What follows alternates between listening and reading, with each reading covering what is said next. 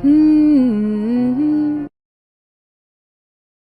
सिमरन, कुठे चाललीयस? मी MSCIT ला चाललीये. मला पण MSCIT ला प्रवेश घ्यायचा आहे. हो का? चल मग दोघी सोबतच जाऊया. तुला माहितीये, मी, अंजली, रोहन, ओमकार आम्ही सर्वांनी सोबतच प्रवेश घेतलाय. तू पण आमच्या सोबतच प्रवेश घे.